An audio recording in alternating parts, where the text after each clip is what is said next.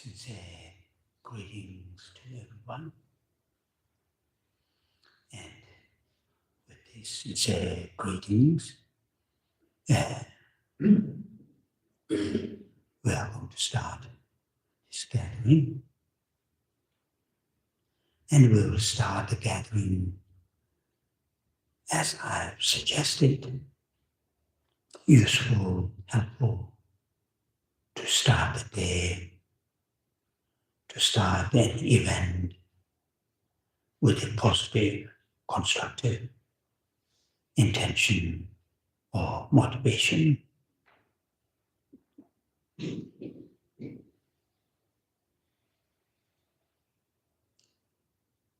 Positive, constructive intention according to one's own mental capacity, mental strength.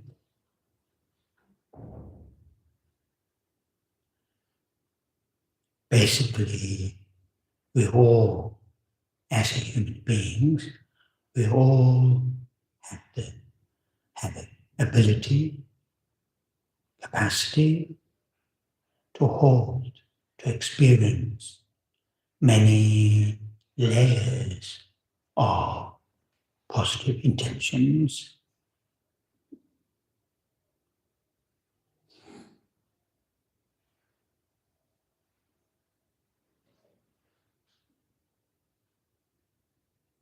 Many of us fail to start the day or an event with a positive, constructive motivation because we don't put that much effort to have that.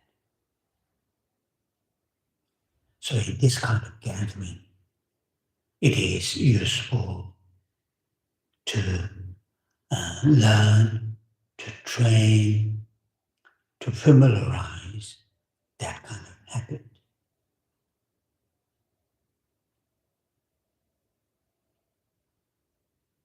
It can be as very simple as from the heart thinking this particular day or during this particular event, at least intentionally, deliberately, with my choice, are not harm or cause harm to others, to myself and to others' lives, possessions, mental state, environments.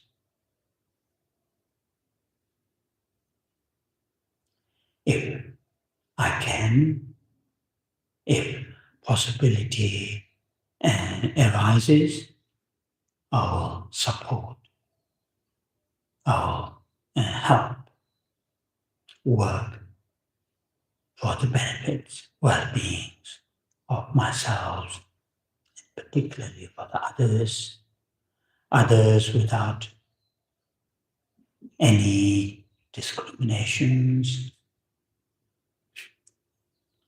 Whoever comes in front of me,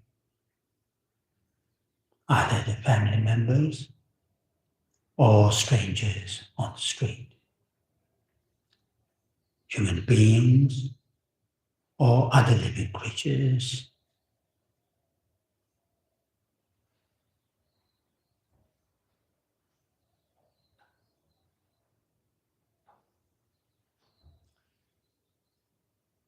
And then during the day, whenever you get a few minutes or a few seconds of break from your daily routine, briefly to remind yourself the morning intention, motivation that you set.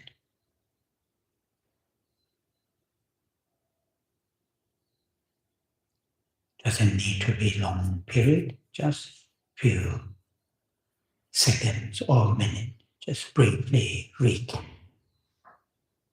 sort of activate briefly, then engage into daily activities, whatever activities that you are carrying.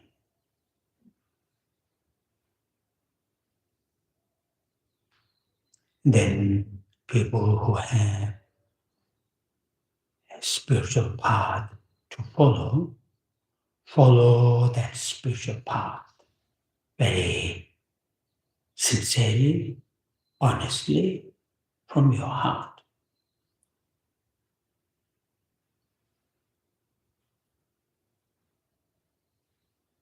Try to live according to some of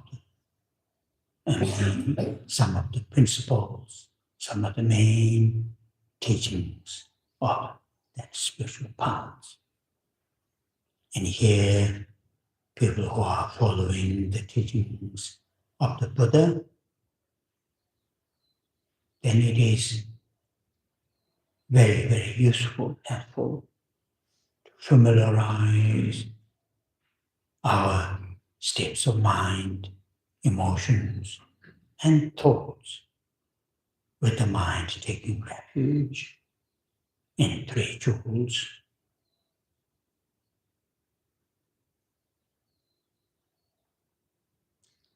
Seeing, understanding, realizing the qualities of the historical Buddha, then seeing him or the Buddha as one's own teacher, mentor,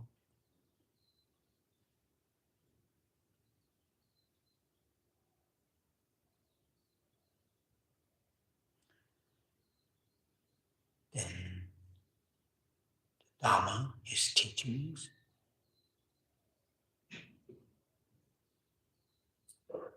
to apply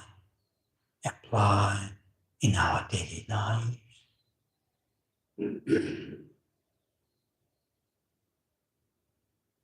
Experienced within our mental continuum, such as ethics, concentration, and the wisdom that Buddha had given as a means and methods to benefit to ourselves, and through that we are able to support others.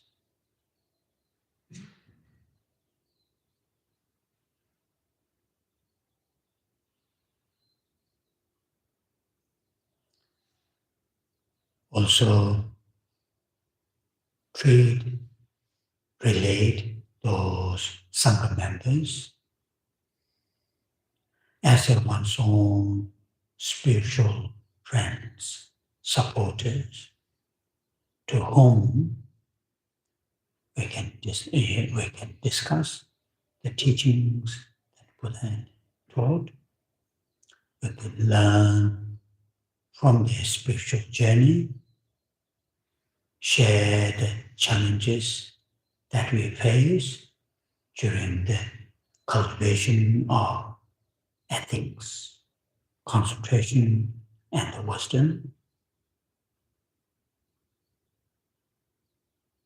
Seeing the three jewels from our heart as a refuge is extremely helpful, not only when we have difficult times, or not only when everything is going very successfully, but all the time. As long as we committed ourselves to follow the teachings of the Buddha, then it is useful and helpful to take the three jewels as a refuge.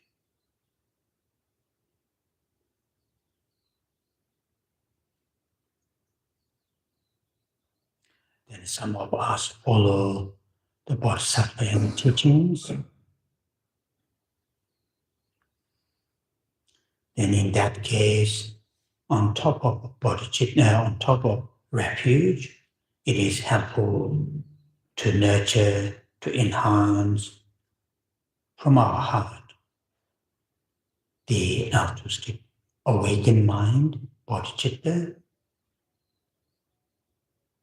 In a broad sense, the mind sincerely, genuinely concerns well-beings of all living beings, not just few, not just selective, but all living beings.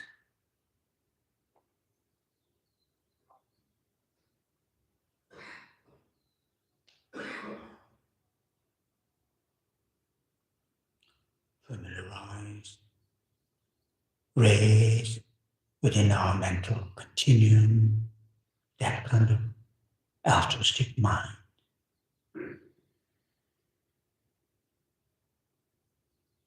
Try to live, try to communicate with the other living beings and their environment with the altruistic awakened mind.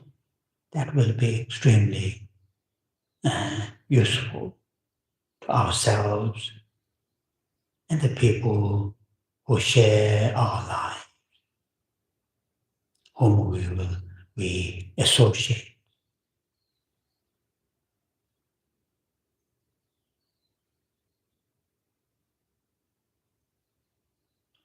With that, I will say the refuge and the bodhicitta lines, and the people who would like to join with me do so.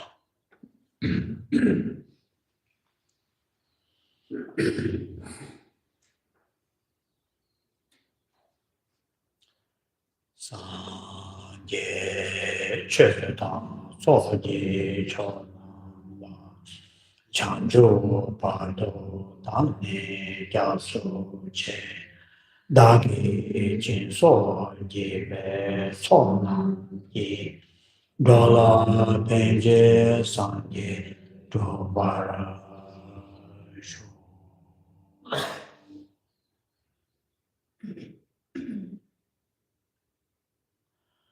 Sanje Chödang Soji Chonam Chanju Pado Dani Gyasu Che Dagi Jinso Jibe Sonam Yi Dola Benje Sanje Dubara Shu.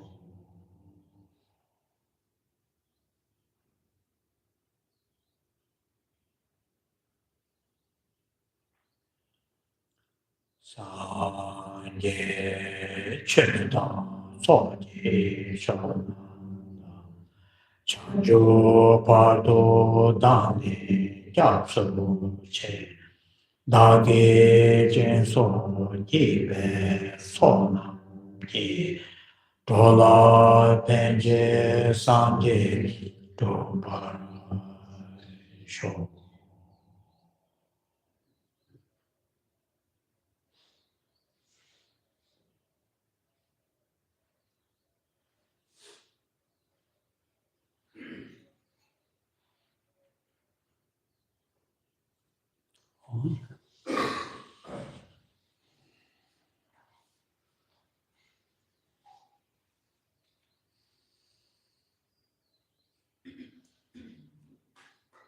In a sutra is sutras are the scriptures attributed to the historical Buddha. So in Buddhist traditions, when the term sutra is used, that is of course a Sanskrit term, or in Pali sutta, that collection of scriptures, it refers to, attributed to the Buddha, the historical Buddha.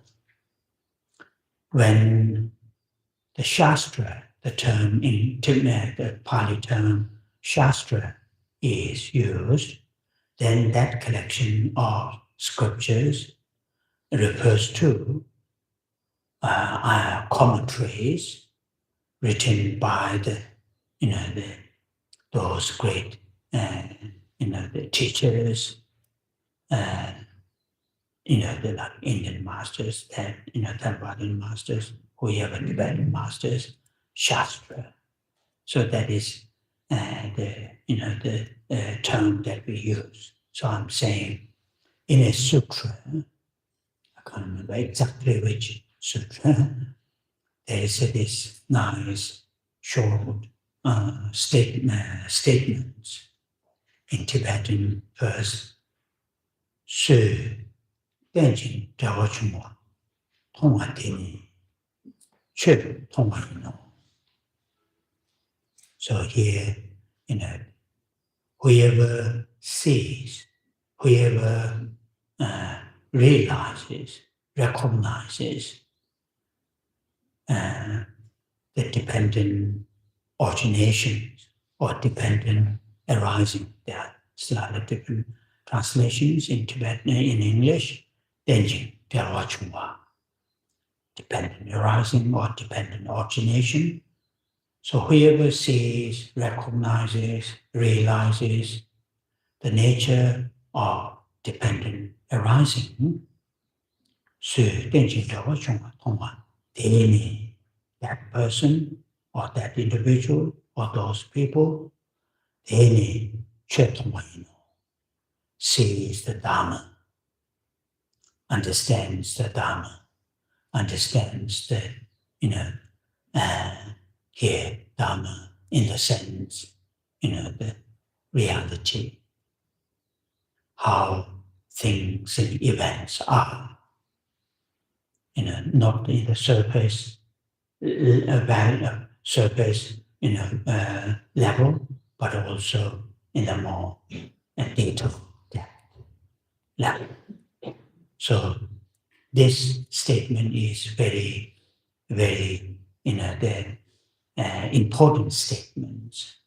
People who follow the teachings of the Buddha, teachings of the Buddha.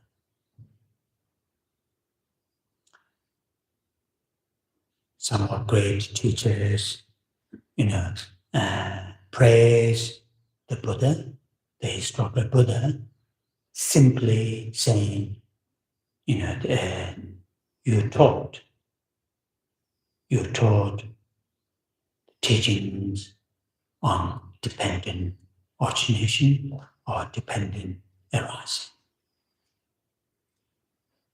For example, this great 14th century master, Tsongkhapa, in one of his praise to the Buddha, the praise itself is called, the praise to the Buddha because of teachings of dependent origination.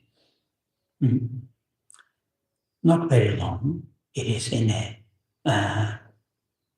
verse form. So there's one nice verse which I like to quote here. Kyoji Chini Gatsarwa Dende Nile Zamde Chu Tem Nyangin Dachite Shiguru Minse Kyabamin. So always when it comes into verse or stanzas, usually there are 4 lines. So this beautiful verse, stanza, the first line, Kyoji Chini Gatsarwa. Kyo here refers to say you, the Buddha, Kyoji Chini Gatsarwa. Whatever that you have taught, Kyoji Chini Gatsarwa, Dendo Nile Samdechu, second line, then the Tenjin Dawachuma, dependent arising or dependent origination. Always one way or another related, connected to the dependent origination. Then they need something to. That's the second line. This third line is very important line. So third line gives the reason why all the teachings that you have given, one way or another, from one angle to another angle, always leads to understanding of dependent origination or related to on that topic. Reason is Shiguru means a Kyoramin. There's no other reason. There's no other reason than to experience, actualize peace. Shiva, that's peace. That's the only purpose that living beings, sentient beings, to experience peace. Shiguru. Shiguru means Kyoramin.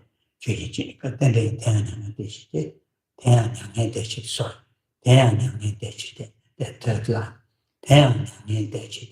That is only that all the teachings that you have given, one way or another, related, connected, direct or directly, leads to understand dependent origination. That is, reason is, purely to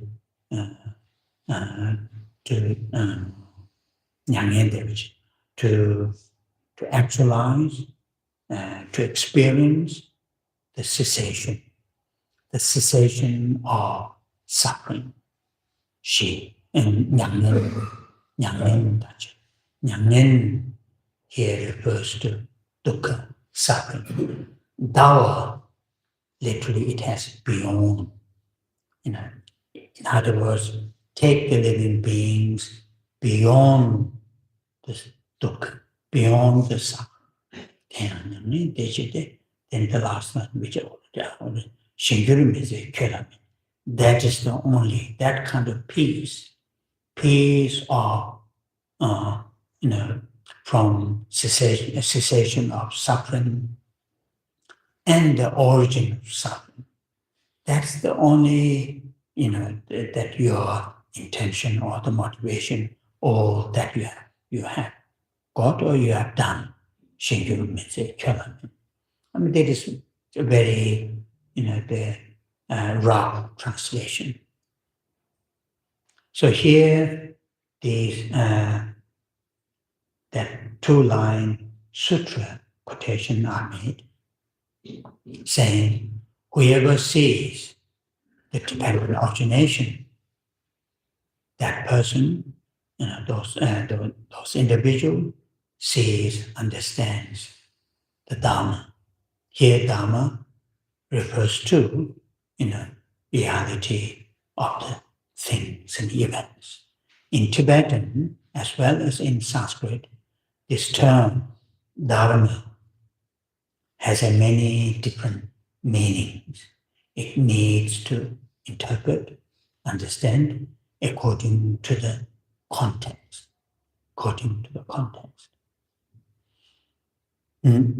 So here, the point what I'm making is this.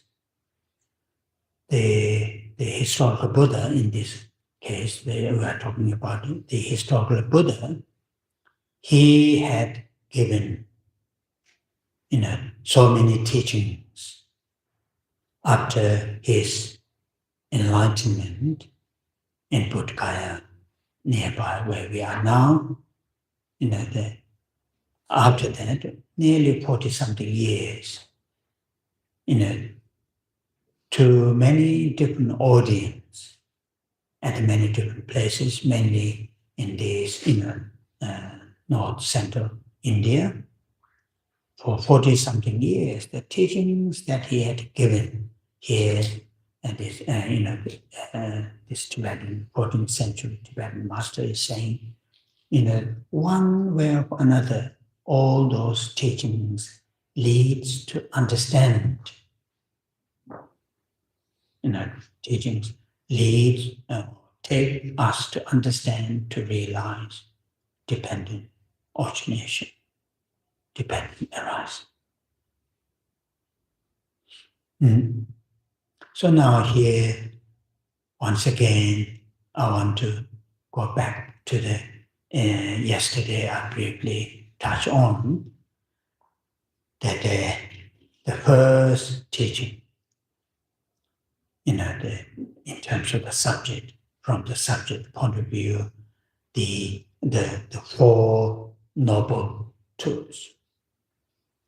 If you look at that, if you look at those four topics, they all are related, connected, one way or another.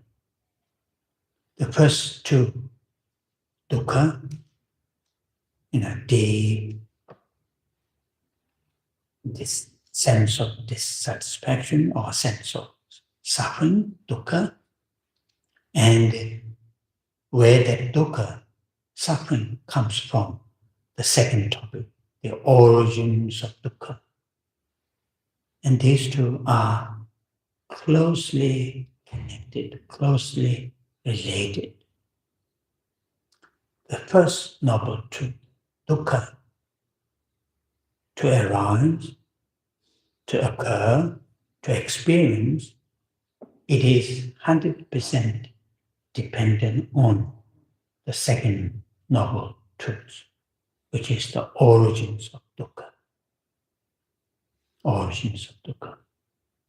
Without the origins of dukkha, individuals will not experience the first noble truth, which is the dukkha, suffering. So there's this, dependent origination or dependently arising. Then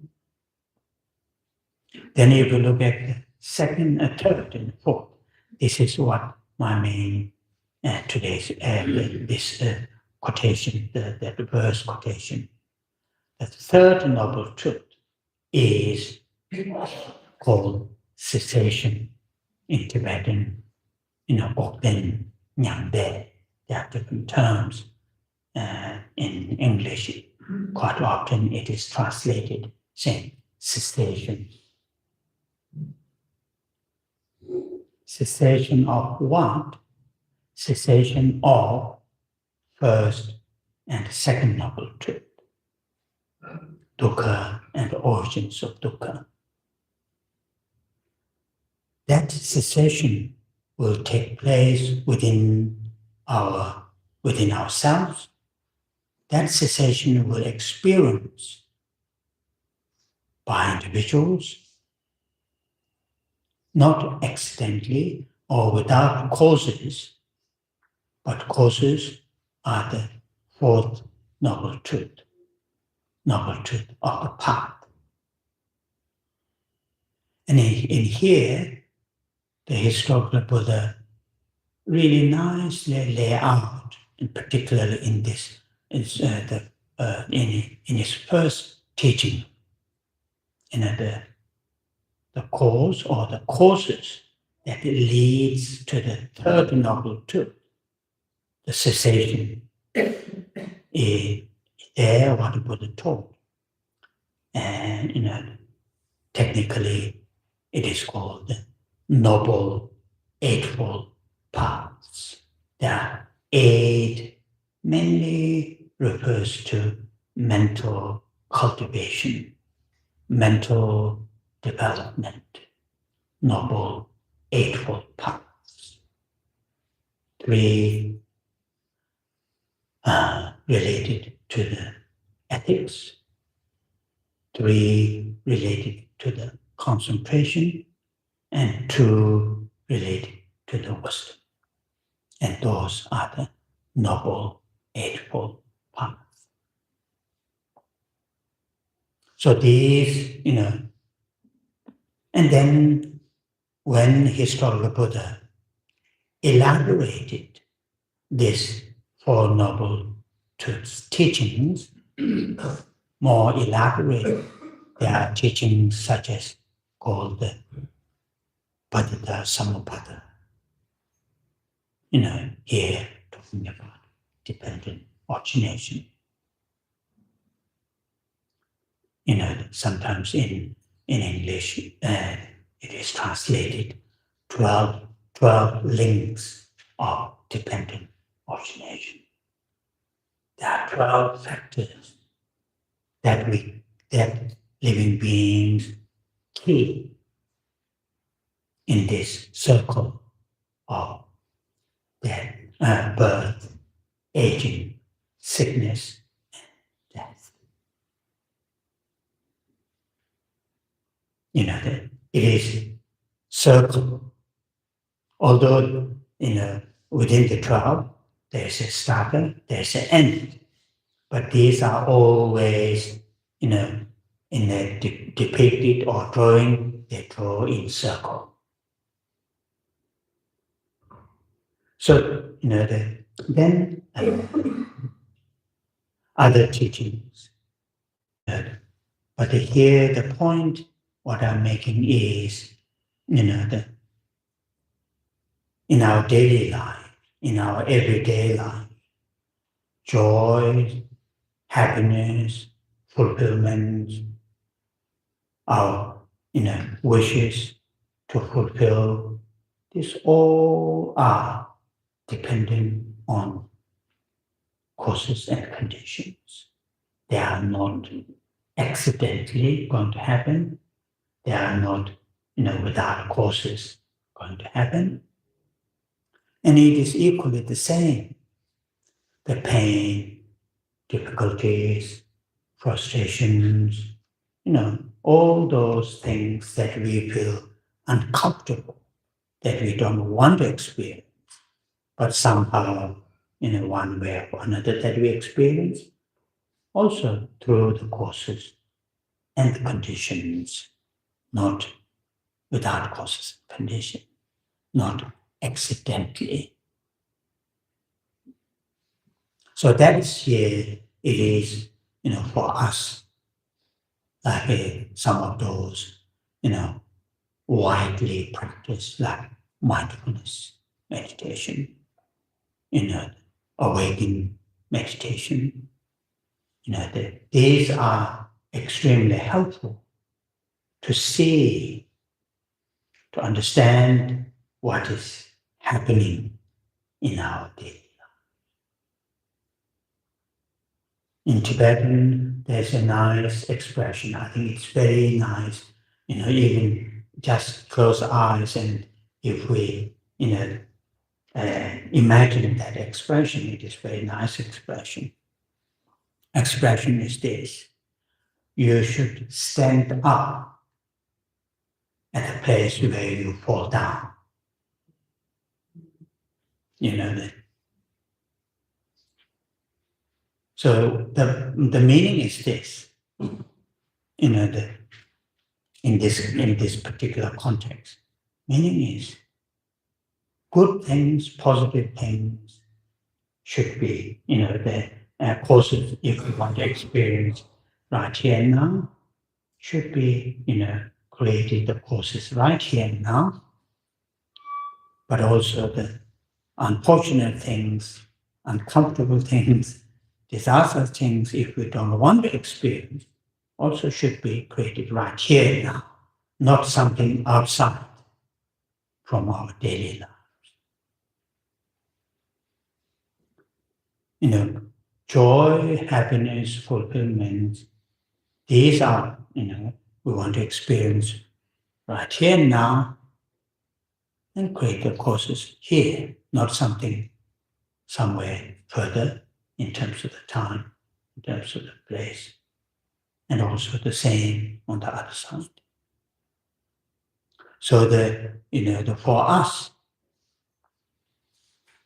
for us, particularly people who are interested to make their life to have more meaning, more purposeful, then through the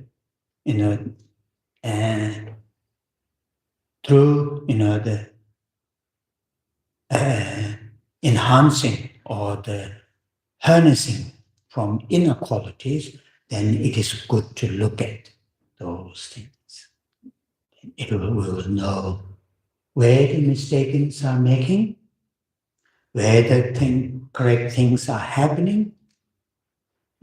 So that's something useful. So this quotation is the sutra quotation which I made, and also Tsongkhapa praise to the Buddha because he had taught all his teaching one way or another, the meaning of dependent arising, and that topic, that teaching is only the living beings to experience peace, cessation, peace or cessation in the sense of cessation of dukkha and the origins of dukkha. So that is my general today's, if I use my common expression, do you know what I say? Blah, blah. So that's my today, blah, blah.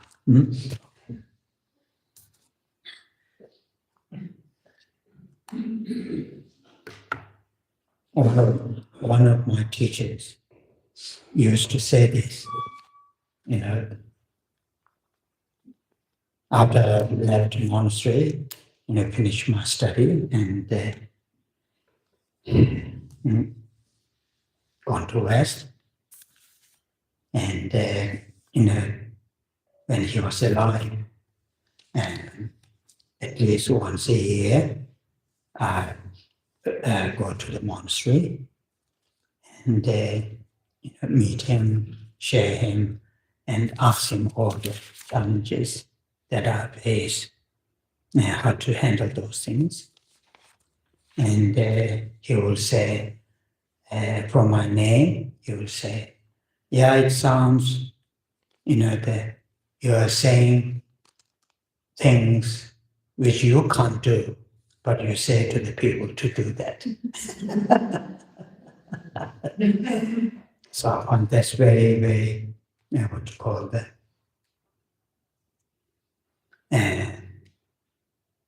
extremely or very accurate, the statement. So that's what I have done today here.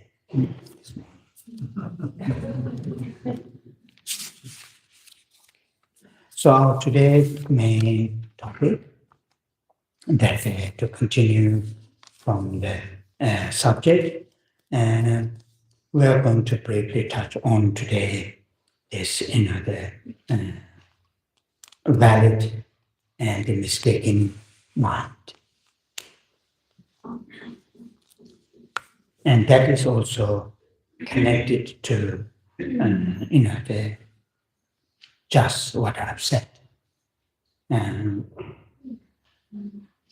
the purpose of learning what kind of mental states are valid and what kind of mental states are mistaken, distorted, is something important. Particularly,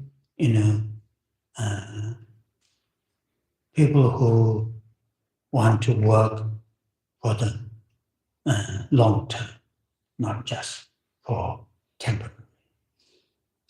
And also not just for one's own well-beings and well-beings of wider community, wider society.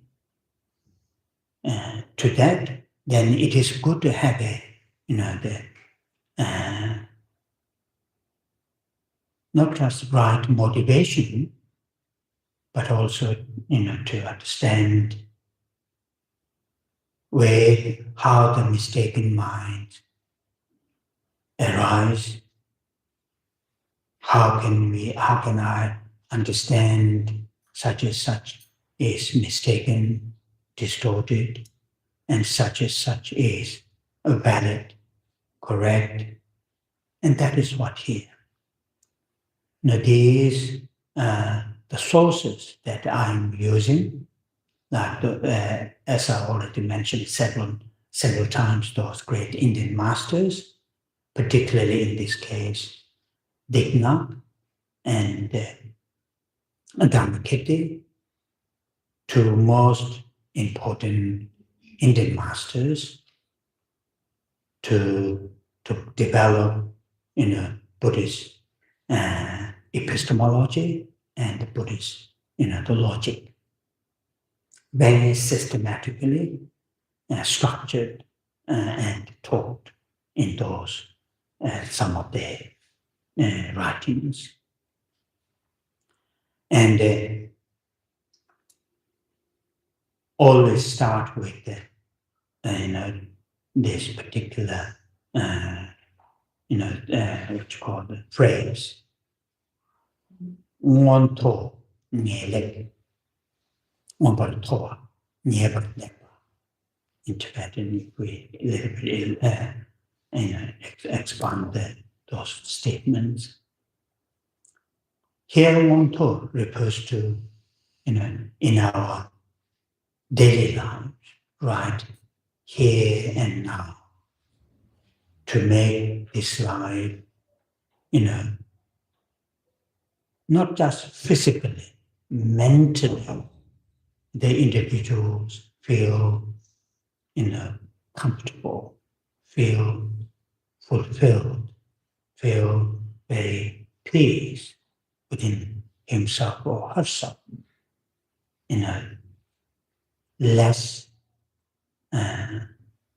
confusion, less the suspicious, less doubt, the less get lost in life, So that kind of life, this is what you're talking about right here and now. Then of course, people who believe something more than, longer than this life, further than this life. They believe and they, work something, long term. Then, this is what the second term, something long term, excellent. Long term, excellent. So two things are, or two goals are explained here. Right here and now, to make this life not just materialistic, not just materially, and not just some kind of external physical comfort, but more thinking about looking at the inner comfort, inner sense of relax, peace, the satisfactions. And one of the Tibetan teachers says,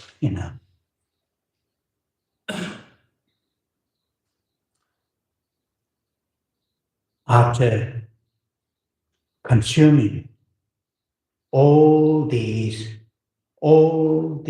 foods, wearing all these clothes, and when last day comes, when you look back, in my case now 67, 67 years, I consume all these foods, and wear all these clothes, what I have left to this world as a gift?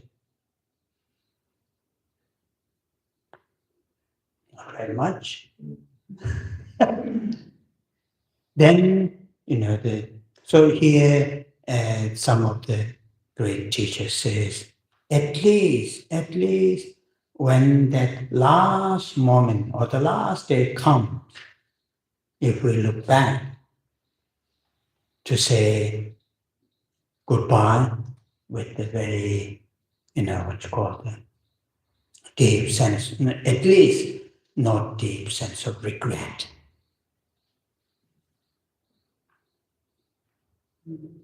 That is here.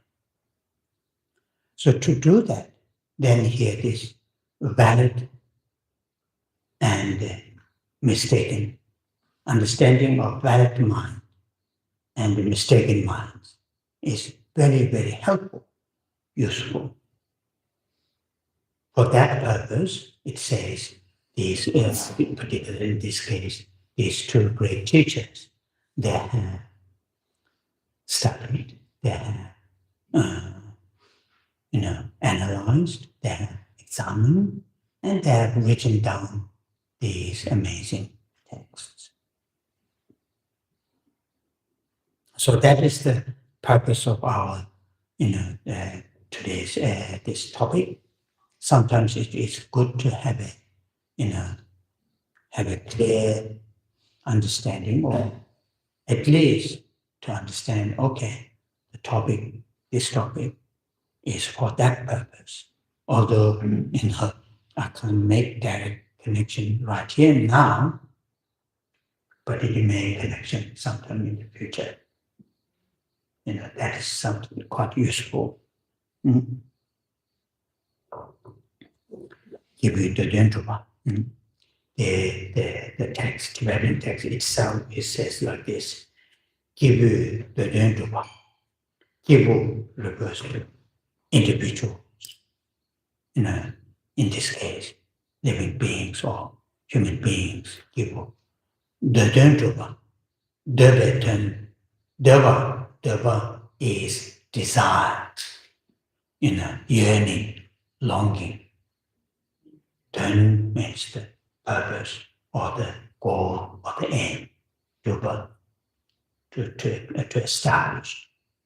So the studying, learning, examining, the analyzing, discussion on such as this topic is, something to fulfill one's own, what you call a yearning, longing.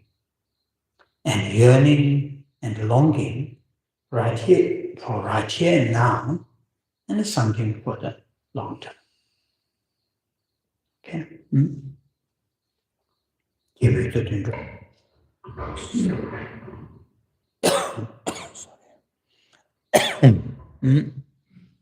Now, I think it is in the booklet that is here.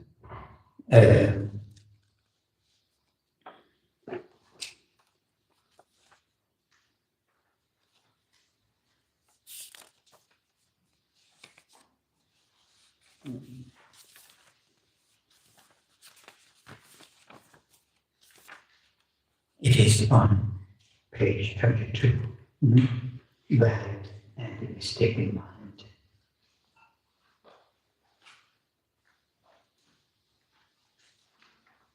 In the first 2 lines, this is what I just explained. The purpose of the presentation on valid cognition found in the scriptures is to help beings accomplish their desired goals. That's what I just explained.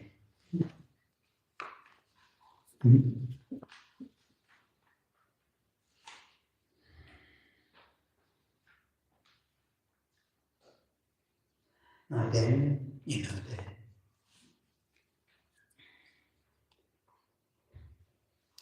in our daily lives, in our everyday life, as I mentioned in the last 3 days, when we interact with the environment, with the living beings, we interact through our body, speech, and mind. And in this case, particularly related to the third one, which is the mind.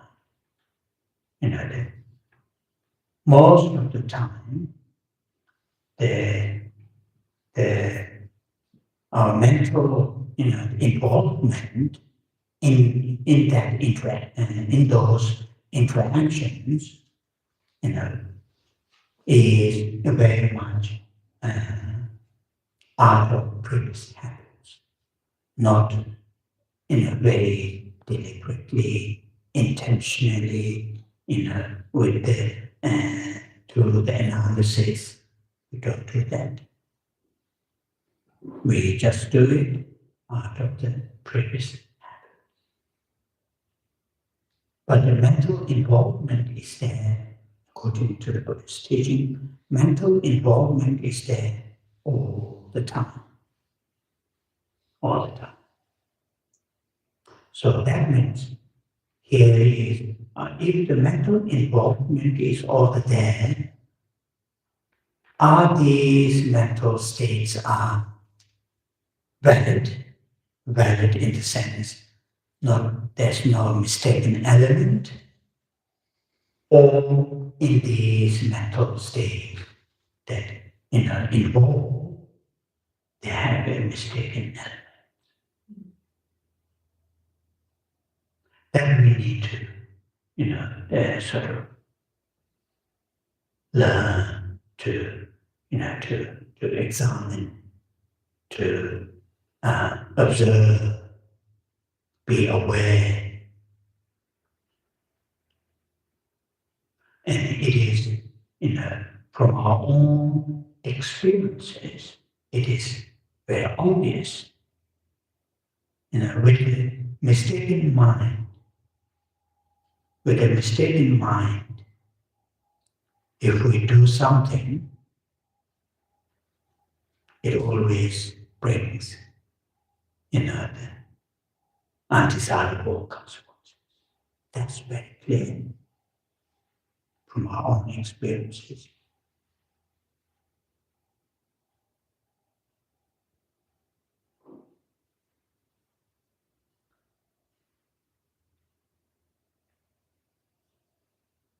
One of the very traditional example, I can't remember which teacher, one of those two teachers have given.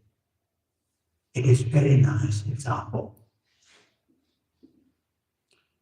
There were two persons. They both had the same goal. The goal is, to find a very precious stone, gem. And they dig underground. And one sees the lines from the tunnel were there, bright lines, light or some kind of shiny things.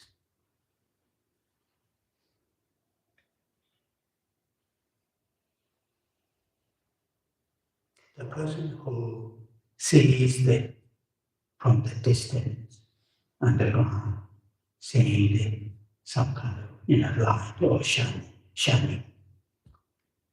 In reality, that is, in the previous day they put light. But from long distance, he says, there's a shine. That might be the jewel, the stone, precious stone, that very, might be that one.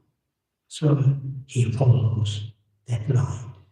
But at the end, it is just the light they left yesterday, not the jewel, shining. But other guy, really follows the actual, that kind of light from the stones.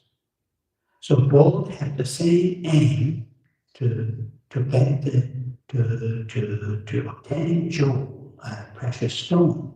One follows the light of the whatever they put to the other one. So from the one is mistakenly follow, one is correctly follow, and who follow correctly, he finds jewel or stones. The other one comes with the empty hand. So that's here mistaken and non-mistaken. One's how to get the result. In Tibetan it says, yeah, anyway. So here for us, it is very, very helpful, useful to all the time. Initially not that easy. Examine the mental state lead us to act. Are they valid, correct mental state to fulfill our goals that make us to act? Or these mental states are not very correct, not very precise, not valid.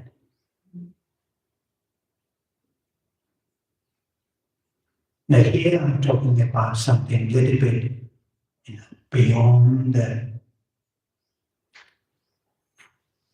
mental, correct or valid or mistaken, beyond our, these everyday life, everyday things to obtain. These we may not need very, but as I've mentioned many times, people who see a little bit further than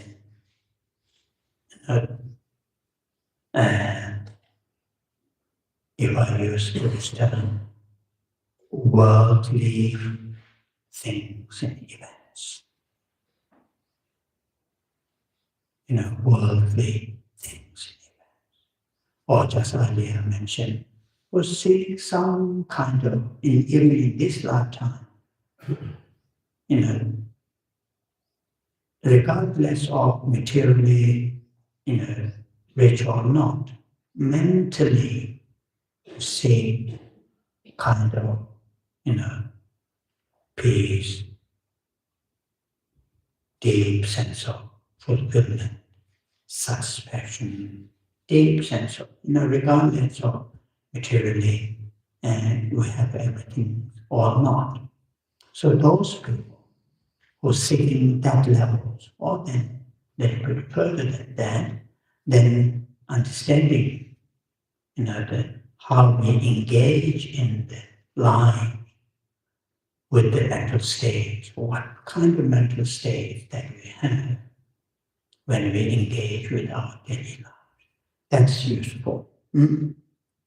So here, I will go back to the text. I will, here it says another text which is also quoted here. It is also revealed an object not known before. Tsema, valid cognition, correct mind, correct consciousness, valid cognition. Here, this Dhammakirti in his exposition of valid cognition, he says, it also reveals an object not known before. So something, new, something, you haven't seen, you haven't understood, you haven't realized before.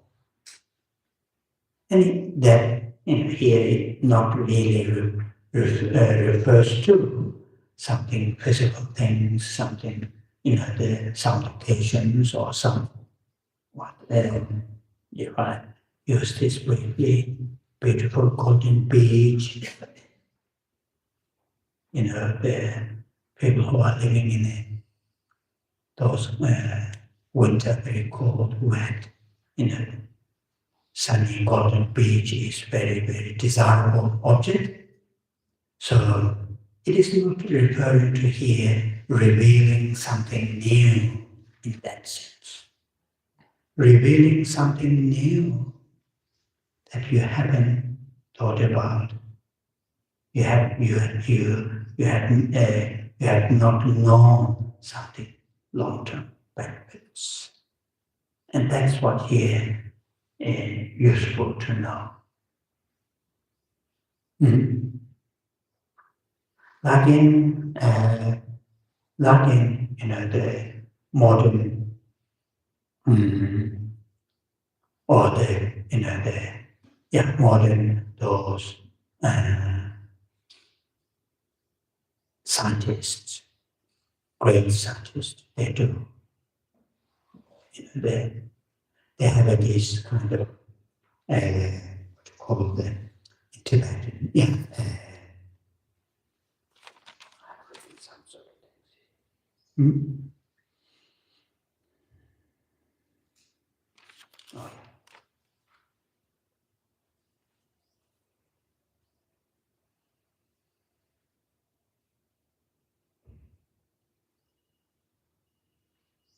If you look at the historical Buddha,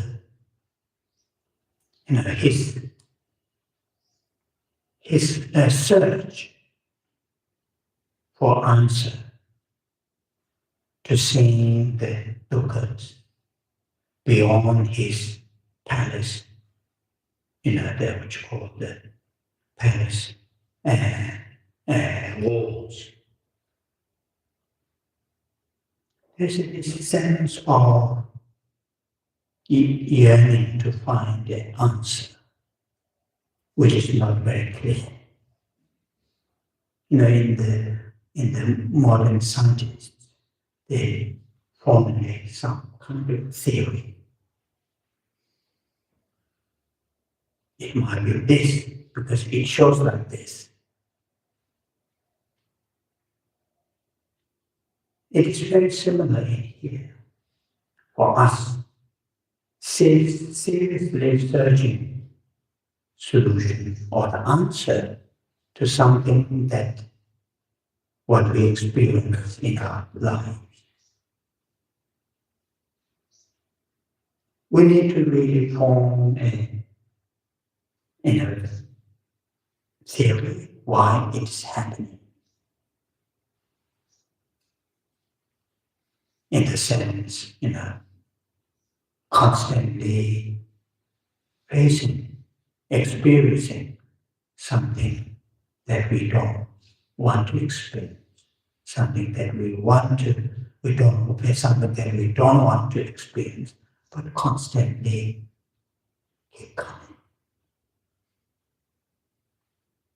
In our lives, those things that we would like to have, would like to experience, would like to happen in our lives, but constantly not really happening, not really taking place.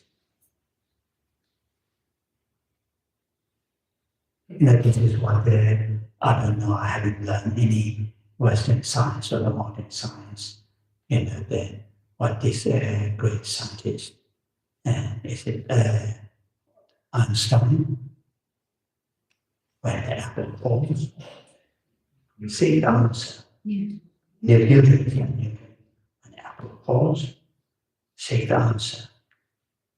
Then gravity, theory of gravity forms.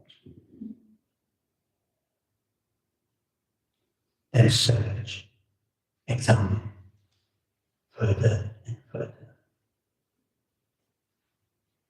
And then that is something useful for us. Of course, like many of us follow, the teachings of the Buddha and subsequent those Buddhist teachers, and the same other people who follow other spiritual traditions. To really have to feel, a confidence confidence, or to really feel from our gut, this is, that's what I'm going to do. They need to formalize those structures. Quite similar, as many of you have heard, is very solidness that I don't say very often. One of these, statements from the sutra, as if goldsmiths analyzes his or her gold through burning, cutting, rubbing. We should, examine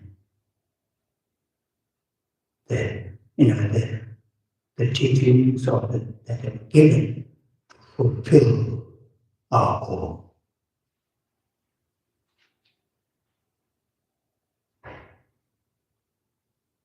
I mean, the hypothesis is one to experience enlightenment, one to experience liberation. That is. But if that is really the case, they need to really search the right way. And that's what here we're talking about, a valid mind, a valid consciousness or cognition.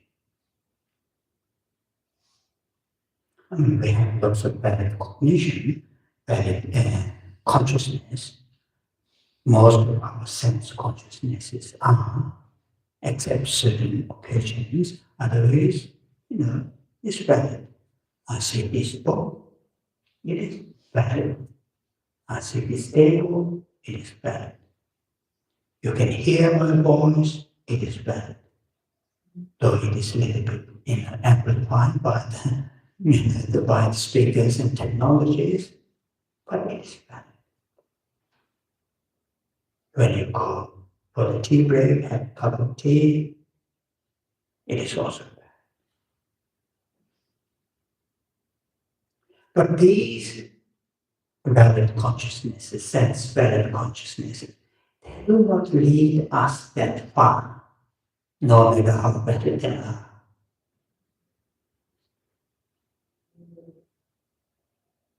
Some certain extent, outside seeing, capability of seeing, hearing, smelling, are much poorer than other animals.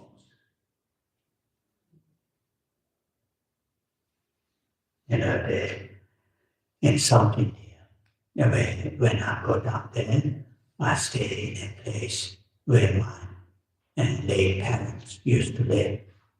And then there's one apartment where, one bedroom apartment, that's where I stay when I go to South India.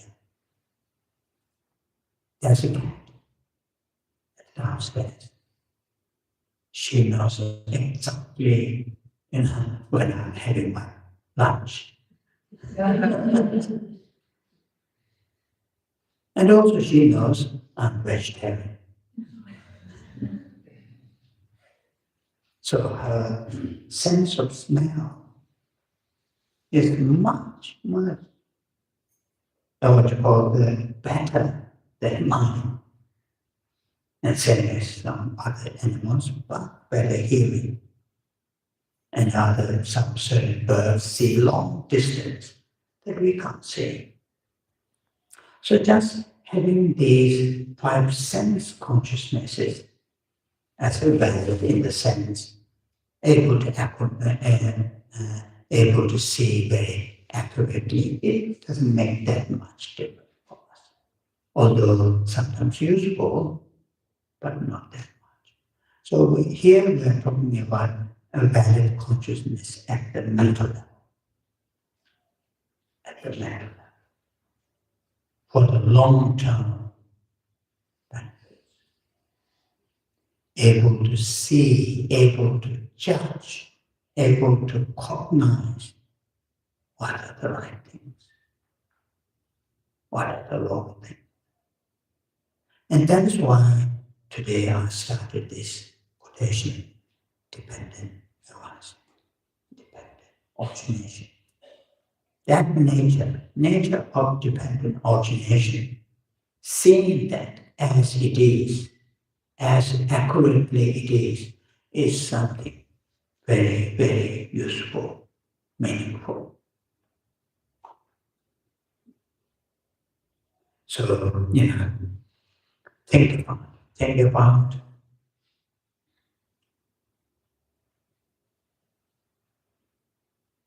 as I just gave that example,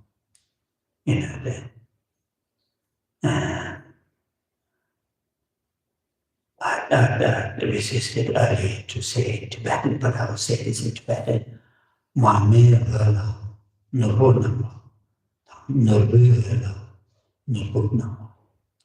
Perceiving the lines of the button, I'm translating very literally, the lines of the button as a jewel, and perceiving real jewels, whichever line as a jewel. So these two minds, they have the same goal. One goal is to obtain jewels, but one perceives, Butterlands line as a jewel and pursue that as a line. I want to take that jewel, but end up just Butterland light, but the whole person will pursue, as a light coming from the jewels. If he or she pursue that, whatever distance, he or she will get jewel. So that is the Tibetan. These two, one of these great masters have given an example. So the desire or whatever goal that we have, whether they're going to obtain or not, it is whether we have the correct mind, valid mind or not. So very useful to bear in mind. Okay. So this saying in the quotation, it also reveals an object not known before. Here we are talking about more than a revealed new, not known before. It's not just talking about, what is new Christmas light is there, not in that sense. Not what's the new Christmas cake to be bought, not in that sense. But something in long term, which I have not thought about, which is not revealed in my consciousness, my cognition.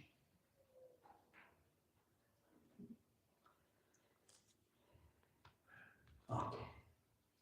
Then another important thing here is, again, you can see the text, it says this, non-deceptive cognition, lower level, Tibetan, Tsema. Here in the text, Tsema Lumi Sheba, Tsema, valid cognition. Valid cognition means non-deceptive cognition. So this word non-deceptive in Tibetan, lower level, it will not let you down in a colloquial language. Non-deceptive in the sense, it will not let you down. The cognition, the mind, the consciousness, that, will not let you down. Lower level, non-deceptive cognition.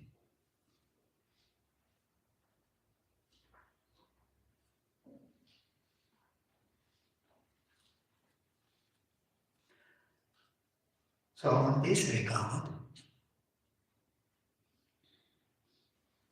I'm going to relate to the earlier that I briefly touched. The historical Buddha's teachings, little bit elaborate form. That is 12 links of dependent origination. Patita Samappada. 12 links of dependent origination. Those are the 12 factors, identified by the Buddha and subsequent Buddhist teachers, how our life continues. And it came like this kind of life. 12 links or 12 factors of dependent origination. Although it is encircled, as I mentioned, but then there is a starter. The first one is called ignorance.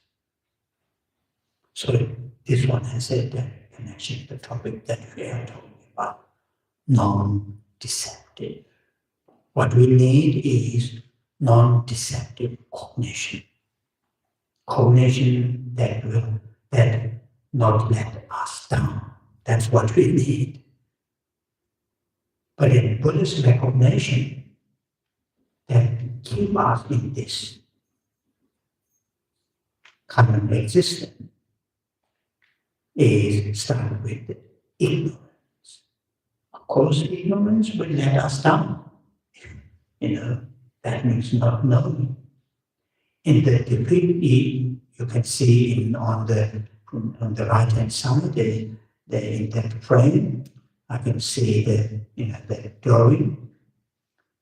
And in the post, so at the tea break or lunchtime, you can look at it. And then around the post, then you will see what you will see at the last round. There are 12 portions. In the 12 portions, on this starter, what you will see a blind person. That represents ignorance.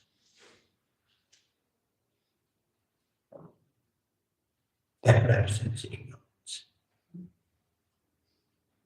So according to the Buddha, and also those subsequent Buddhist teachers, our this kind, the existence or unenlightened existence start with the ignorance.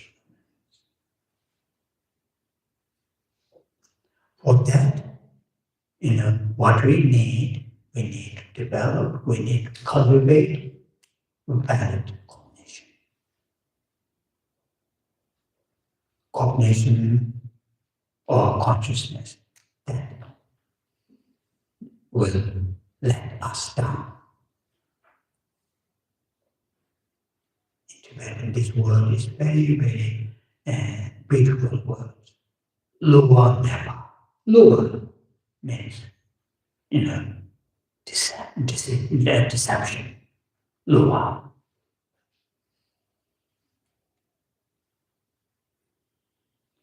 The Luwa never, non-deception. Non, in this case, non-deceptive cognition. In Tibetan, Meru Tsema. Tsema, this Tibetan term, has many connotations. One connotation is right measure. In a worldly, we say from 1 inch to 12 inch. That's the one, what one feet or foot. I always confuse things. One foot. And that we measure. And this is, standard down. And, if somebody asks you, find me a material which has 1 foot, someone will bring that. And that works if you want to make it whatever. And that's the measure. this Tibetan term, tsema, to measure,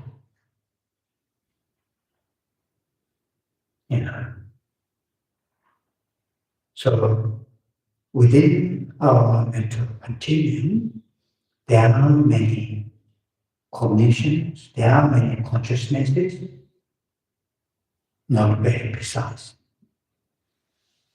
In that sense, sometimes they are called according to the seriousness. Some are they called mistaken, some are they called distorted, which we'll look at later. But it is very, very useful, to understand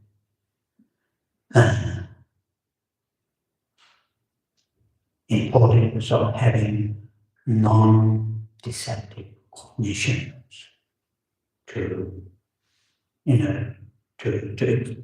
develop or to experience, to have in our lives. Again, I want to repeat this again. Here I'm not talking about non-deceptive or sense consciousnesses, which I already mentioned. These are okay, relatively accurate. But I'm talking about more in the mental level, particularly in the long term, to fulfill our goal or the aim. In that sense, non-deceptive cognition, Tsering, is very, very important and useful. That will deliver our goal or the aim, what we want to experience. Yeah, Luana Shiva.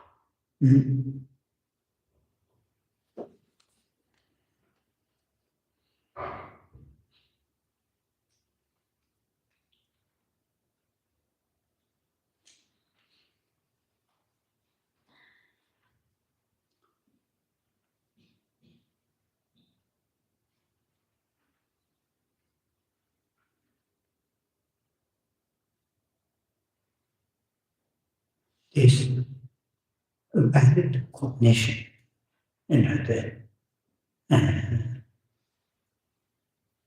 the sense, reveal something which you have not realized in the past, and what is revealed is not deception. When we have that kind of mental state, particularly to fulfill our long-term goal, then one of the our main mentally one of the main hindrances is doubt.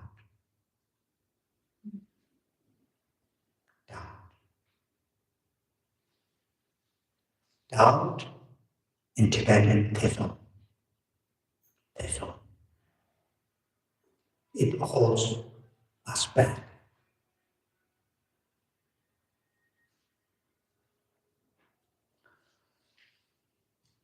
There is a nice quotation. Tôi mới được tạo lòng nổi tâm, lòng là thế dung thì như thế. Thao đó là kiến chế. So, don't give up. That means you really don't want to go to meditate. Lòng nổi tâm, though you would like to go, but you take the wrong path. Though you have taken the right path, but you are very doubtful. So these are the three mental states to fulfill our long-term goal. Of course, you don't have any desire to work with our inner qualities. That's not very helpful. That's also a mental state. Don't need to have, long note. Though would you like to enhance those positive mental qualities, behaviors, by taking the wrong means and methods. But though you have found the right means and methods to fulfill, to enhance those, positive qualities, but still you have a doubt. So now here I'm talking about the doubt. Doubt is very, very, unhelpful mental state to fulfill the goal. It always holds us back.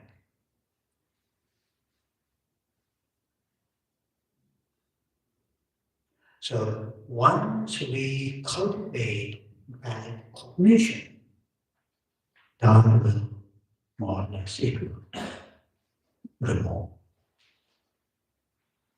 Doubt arises or occur within mental continue within us. There's no conviction.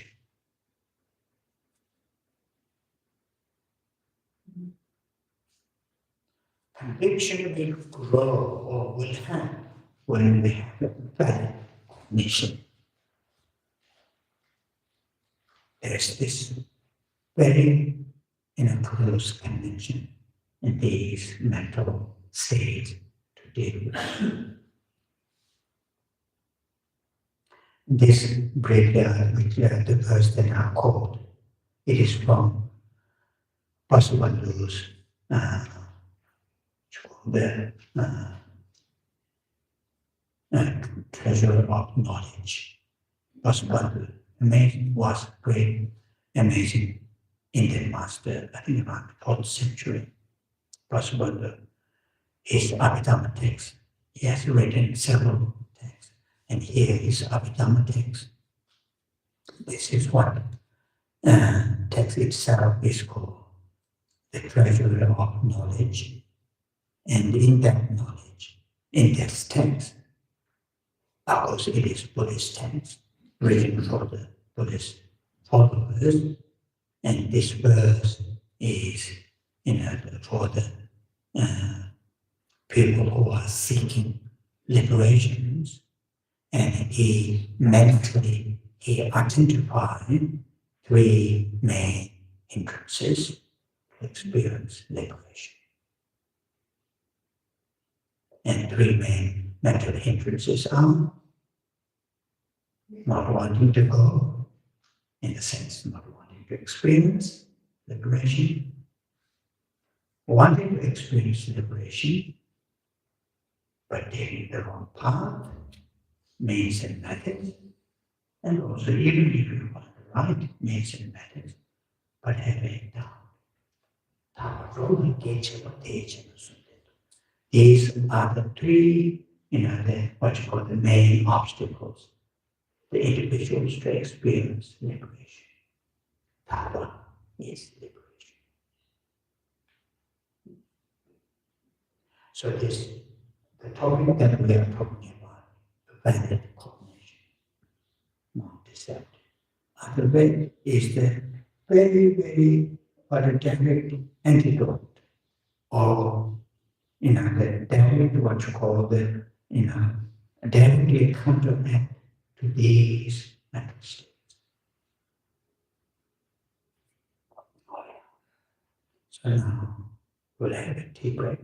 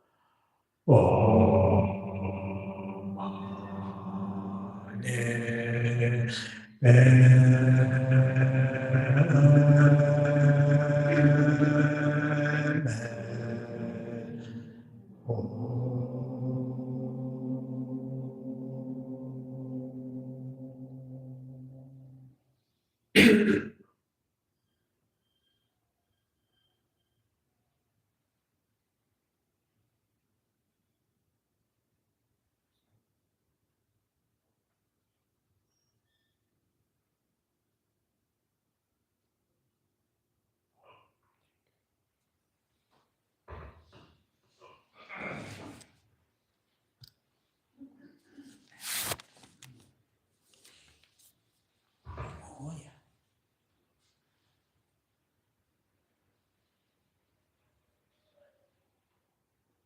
I think I may have said this in the first day.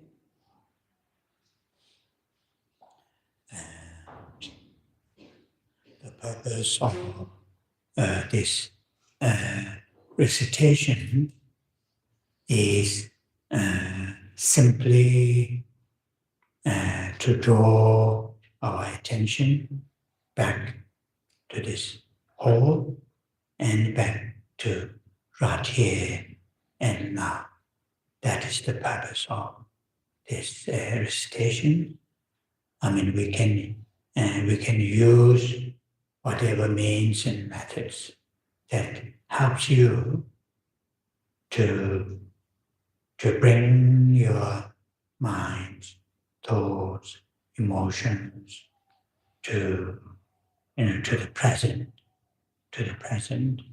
right here and now. And I usually say this, when I lead this kind of gathering, and beginning of previous session, we start with setting the right intention, and then the helpful or useful thing is, it is difficult to say every day, but in a regular basis, even you are not a spiritual follower, or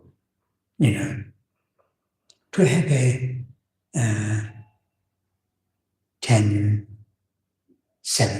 minutes to really settle down your minds, thoughts, emotions, to have a decrease of the stillness, mental stillness,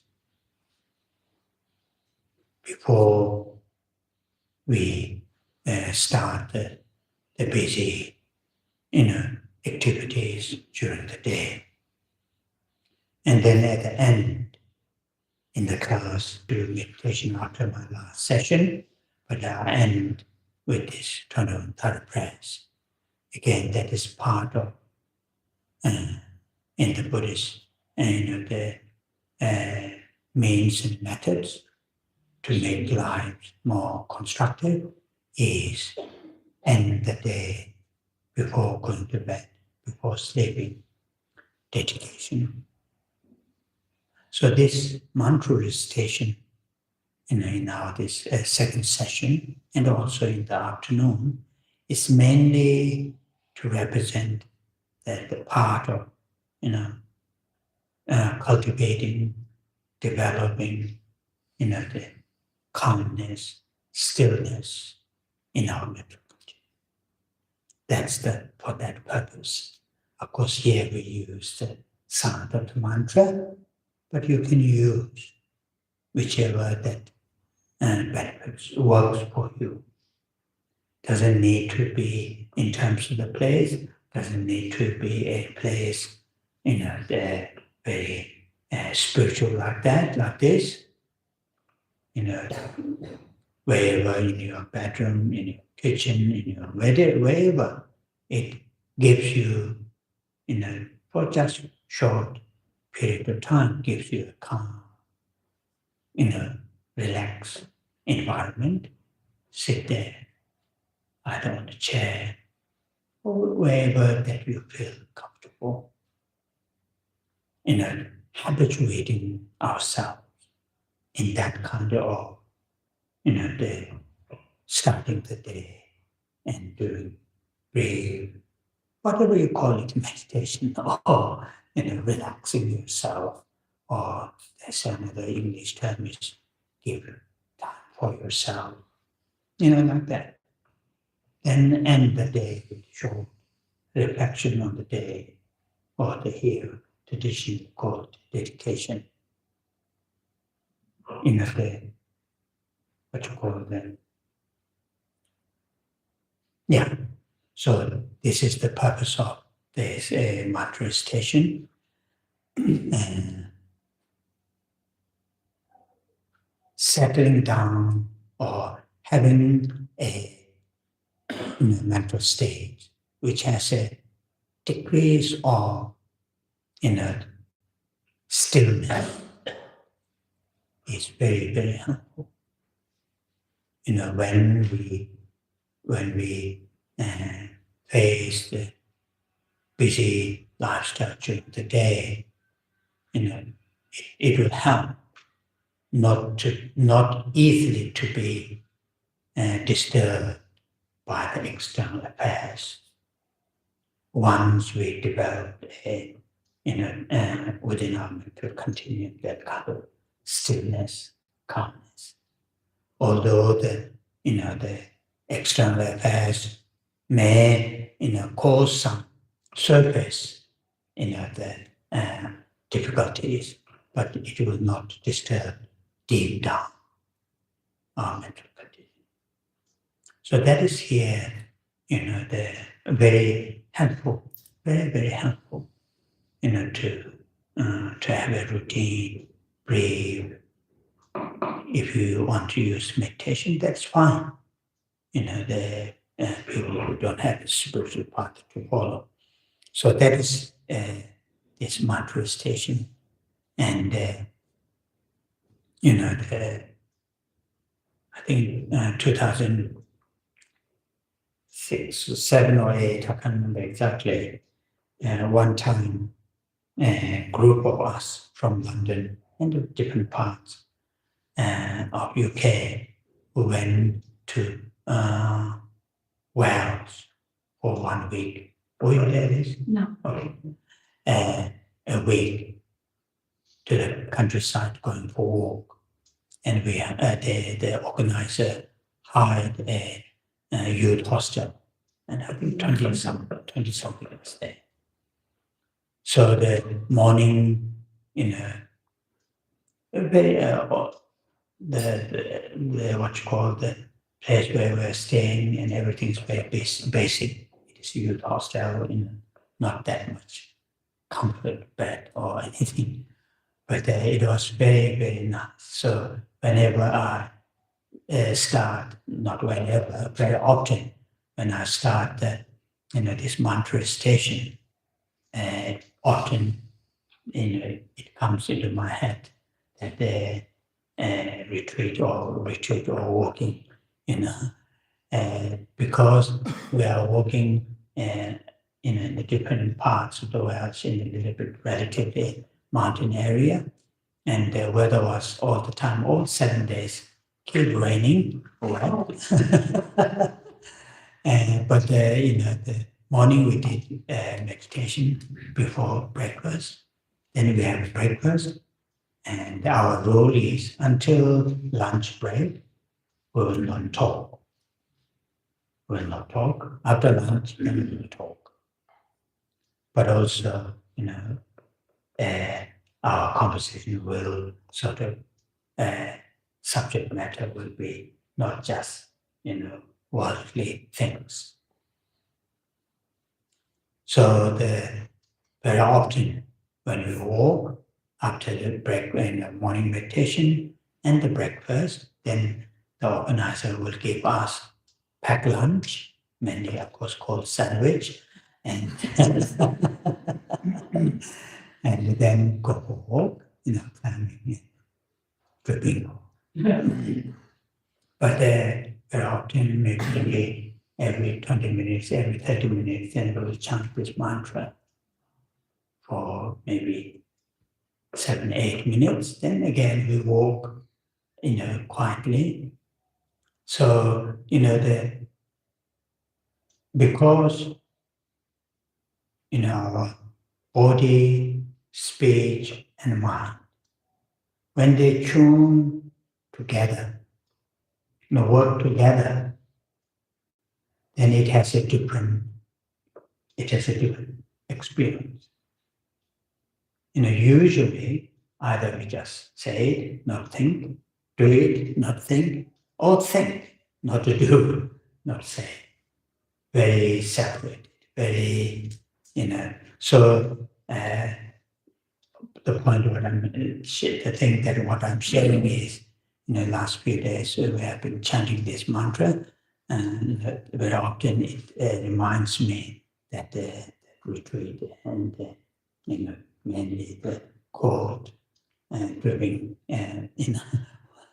rain. Anyway, so very, very helpful to have a routine, brief meditation to calm down the mental states. Then engage in day's activities. This will help. This will help.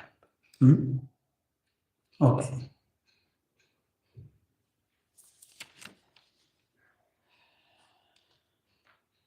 So our this morning's first session, and I want to topic, and I want to continue here, is what you call a valid consciousness, valid cognition. Now here, I would like to touch briefly on as I said yesterday. So far, mainly our focus on our talk focus on consciousness, cognition.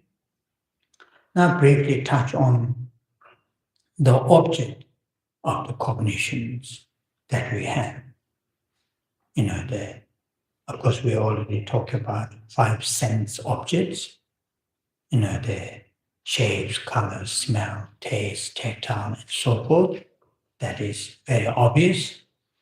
But then, the more object in the sense mentally how our cognitions, how our consciousnesses, perceive the manner of way in which our cognition perceive things and events. And here, initially, I will introduce 2 objects. The first one in Tibetan, Nang Yul, and the second one is Juk Yul, Nang Yul and Juk Yul. The Nang Yul is translated in English saying appearance object. That's Nang Yul. Juk Yul is translated in English engaged object. So appearance object and engaged object. So those are the 2, the objects that,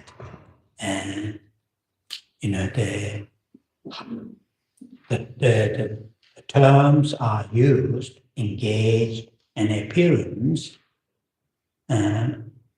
in the context of how our mind approach,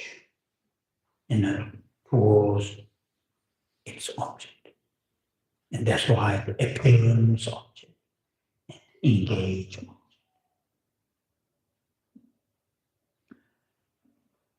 So appearance in the sense, to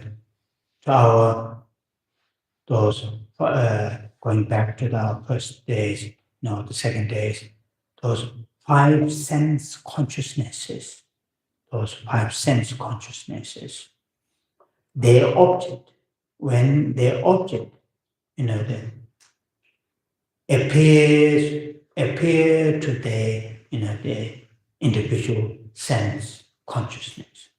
Shapes and colors appear to the sound. Smell and taste appear to the individual consciousnesses.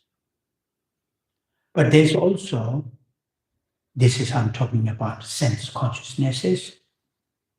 And if you remember yesterday's topic, conceptual and non-conceptual cognition.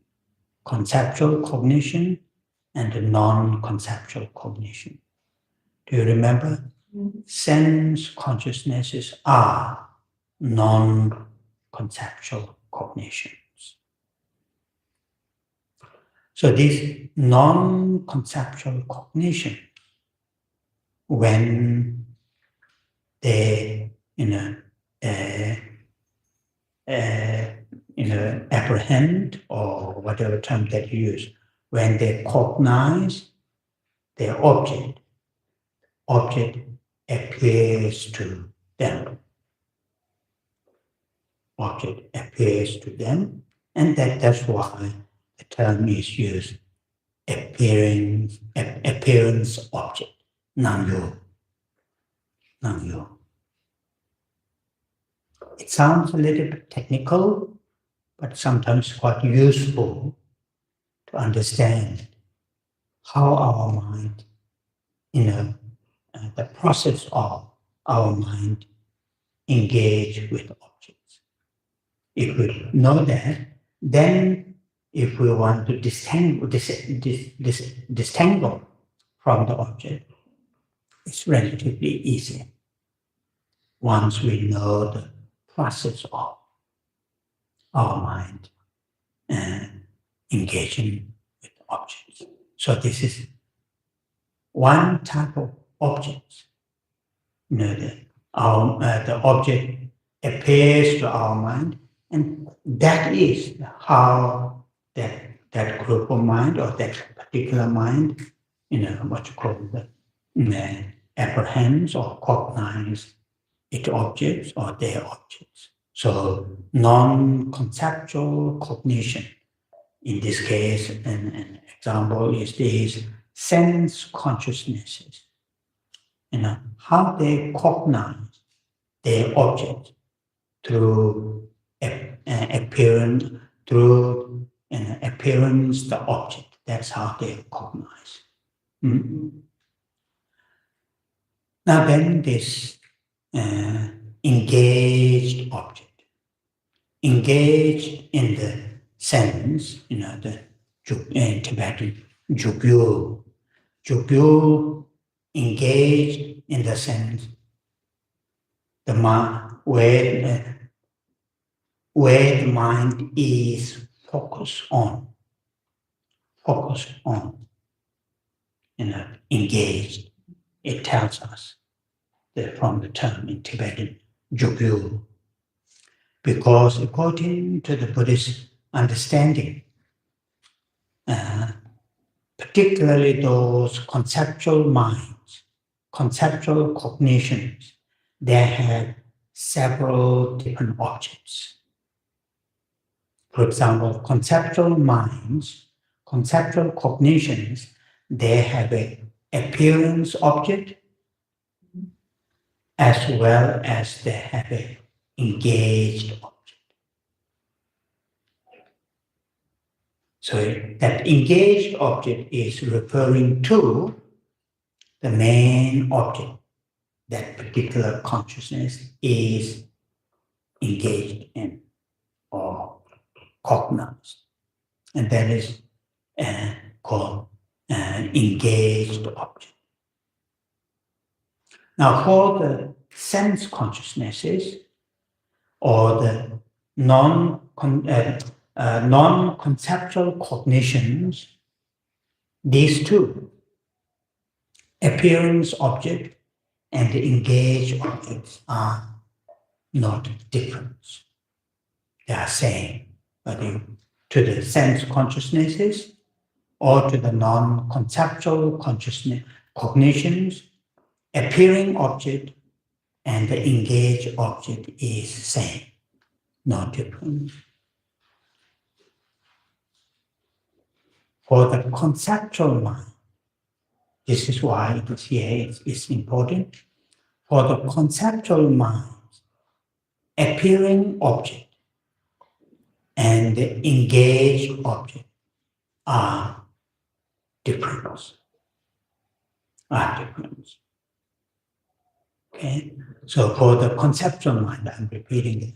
For the conceptual mind, appearing object and the engaged objects are different. For the non-conceptual cognitions, or like a sense consciousnesses, there's no difference. These two, it is same, referring to the same thing, appearing object or the engaged object. For example, for the eye consciousness, shapes and colors are its appearing object as well as its engaged object. For the conceptual minds, conceptual cognitions, appearance object is one, but the engaged object is another.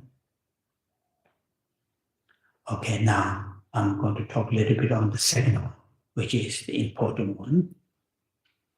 I touched briefly yesterday afternoon, so this is again need a little bit of clarification and added from yesterday afternoon's talk.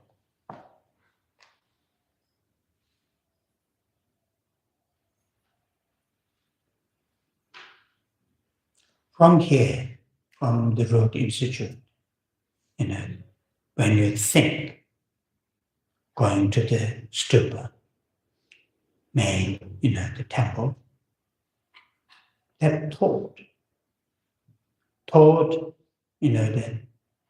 that going to the temple, either, thinking about finding a tuk-tuk or thinking about temple itself, that thought that you have. What you have in that thought, that's a conceptual cognition, thought, thinking about going to the temple. So say, temple is your main thought, in your thought, main object in your thought. So there is an image of temple. So that image of temple, for the people who have been before, from your past memory, the shapes, colors, size of the temple. And that creates that image. You have that image. Or people who have never been before, you are asked to someone and this explain, it has that way, it is in that area, and so on and so forth. Again, you in your thought going to the temple, you have this image. But this image is through the description from the others, but still you have the image. That image is appearing object for that thought. Appearing object to that conceptual thought. Quite often in the Buddhist literature, the term is used in Tibetan. First I'll say Tibetan, then I'll look at it in proper English, not in broken English. So in Tibetan it is called Tunji, that particular image that you have in your thought, image of the temple, either from your previous that you have visited or through somebody's description. And in Tibetan, it is called Dunji. In English, one of those good translators, it is called an object universal appears to be the object. So in other words, universal image, appearance of that image of temple is called universal, which I briefly touched yesterday. Universal. So now this one needs a little bit interpretation, explanation, which I didn't say yesterday. So when you say temple, and when you think about temple, that your thought, thinking, that thought, that cognition, lend, hold on at that kind of, that appearance, a temple. It has a, the term here is used universal. Universal in the sense, in Tibetan, Tenji. Ten is, that actual meaning. Ji is that mentally created, mentally, constructed the image of temple. Mentally created, mentally constructed in your head, that image of temple. That image of temple, that as I mentioned, through if you are completely new, through somebody's description, or if you have been before, that previous memory, or even if you haven't been before, or even if nobody have described you the shapes or color, size of the temple, but if you think, I'm going to the temple, in your head, there is an image of temple. Not through the description, not through your previous memory, but still in that thought, there is an image. So I'm going to the temple. Thought is thinking, I'm going to the temple. Just 1 minute, okay? Then I'll come back. So that one, of course, if I ask you, if I ask you very, what you call that, analytically, if I ask you, is it real temple, which is in your head, you're thinking about that image, of course you will say no. It is just in my head, I've constructed. But in the mental process, in that thought level, it is the temple that you are going to go. So in there, in Tibetan, we say, Tunji Tendo Namba. The image of temple that you have constructed in your conceptual thought, that appearance of image of temple, in your thought, that is the temple that you are going to go. But that is not real temple. That is simply mentally constructed. So in that sense, your conceptual thought is what you call mistaken with regard to the appearing object. What appears to your thought in this case is constructed image of temple. With regard to that is with regard to the appearance object that your thought is mistaken. Once you reach at the side, temple side, your sense consciousness, eye consciousness sees the shapes and colors. Your what you call all those soundings are experienced. Through that, you will get the thought, the mental cognition, and that is, what Jukyu engage object. But still, there is an element of appearance object, because your thought always engaged with the real object through the appearance object. In other words, for the conceptual thought, to get to engage to the main object is through the appearance object. But with regard to the appearing object, conceptual thought is always mistaken.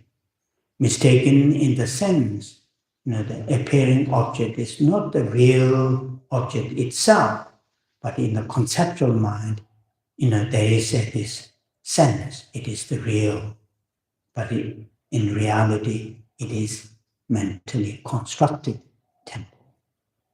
So in other words, if I say in brief, for the conceptual mind thinking about temple, the main temple, in your thought, the appearance of the temple is appearing object.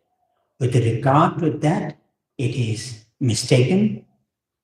When your conceptual thought is cognized, the temple, that is, it's a engaged object. With regard to that, it is not mistaken. But to get there, to cognize the engaging object, it is through the appearance object. With regard to that, it is mistaken. So difference between the non-conceptual mind, how they approach the object, and the conceptual mind, how they approach to the object, is different. One is direct, the other one is through the in Tibetan is called Tunji. In other words, through this appearing object. So that's the one sometimes quite useful to know. So you hold a little bit your question. I will come back to that. So now here, with regard to the non-conceptual mind, in this case, 5 sense consciousnesses, though they perceive the appearing object very directly, or they engaged object, in that sense these two are not different. They engage object very directly without any sense of what you call English word, any other mediations. That doesn't mean non-conceptual minds get or realize or cognize the object very accurately, or in other words, in the previous session, very non-deceptively. No, there are many mistaken with regard to the appearance or the engaged object from this non-conceptual mind, such as sense consciousnesses. And same at the conceptual thoughts or conceptual, the cognitions, though when they perceive the appearing object, always perceive appearing object mistakenly, but with regard to the engaged object, many of the conceptual cognition, they cognize the engaged object non-deceptively or validly or correctly. So these things sometimes quite useful to know, to understand the process of how these different cognitions or consciousnesses engage in the object, and when they engage in the object, how they, how they sort of what is the process, and that's something useful. Okay. Now we talk a lot about the mistaken. So I'm going to talk a little bit about the mistaken and the non-mistaken cognition or the consciousness. In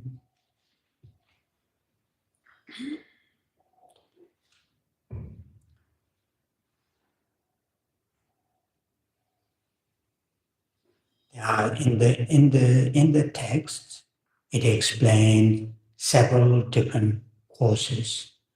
I'm going to pick up two courses. Particularly in this case, how our direct perception, these sense consciousnesses, how they get mistakes with regards to their objects. In this case, for example, the object that we are looking at, in this case, eye consciousness, eye cognition, eye consciousness looking at the table. It only perceives, it only sees the shapes and colors, shapes and colors. Even within the shapes and colors, it only sees that, what you call the whatever shape, the square or round or whatever it is. But it does not, the eye consciousness does not see all the, details of those, building blocks of those materials, even though they have shapes and colors, but it doesn't see it. The reason is it is either they are too subtle and they are packed together. So therefore, difficult eye consciousness quite often, get mistakes. The things which is, many parts put together, but eye consciousness sees only that togetherness, not all the other building blocks of the materials where have shapes and colors. And that is one of the, the mistakes that our eye consciousness gets. Another traditional example, it is also mentioned in here, in Tibetan it's called Gane Kologorwa. When we turn these what you call light a candle, and if you turn very fast, what our consciousness will see a round, what you call the flame. In reality, it's not round. It is turning very fast, it sees very round. So this seeing mistakenly, it is not something mistake in our consciousnesses, it is the power of what we are looking at, or what our consciousness is looking at. So many, and then it follows the thought. Thought is saying, oh, it's round. Our consciousness give that impression, then thought thinks it is round. So many of our mistaken, particularly at the thought levels, our sight, our sense consciousnesses are, very poor to get the full information. And then our thought interpret according to what information is given by the sense consciousnesses, and particularly at our daily level, day-to-day lives. So that is one thing. So another thing is this. This happens very often in our daily lives.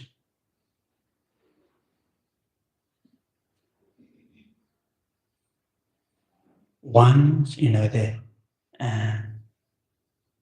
when we lose our temper very badly, that is in the mental level, when we lose our temper. And then soon after, that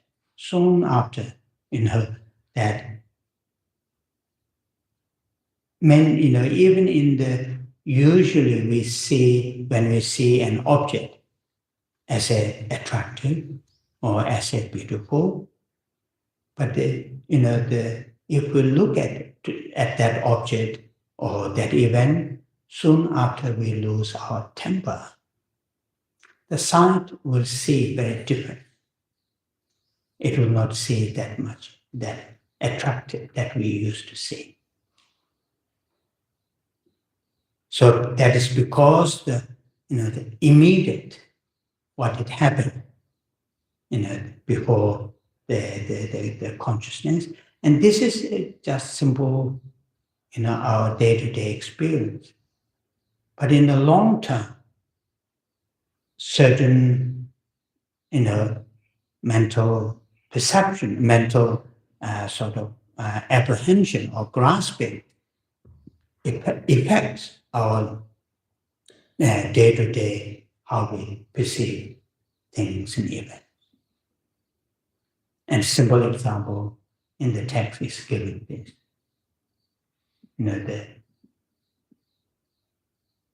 Usually we see that object or that person very attractive, very nice, very beautiful.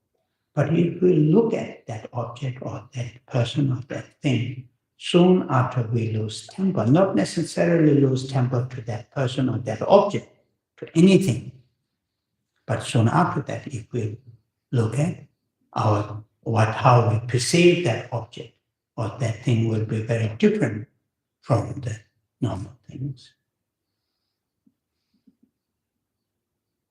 And that is, that because of the previous preceded consciousness or the cognition effect to the following consciousness, how to perceive.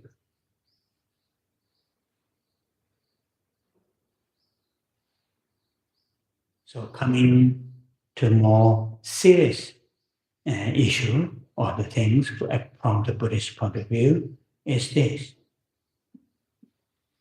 Once we have a strong self-grasping, or another term is very self-centered mind, is very active, is very strong, following our whatever minds it follows, it gets very often very mistakenly very wrong. Because self-centered mind is very strong and following that will affect to the following minds, cognitions.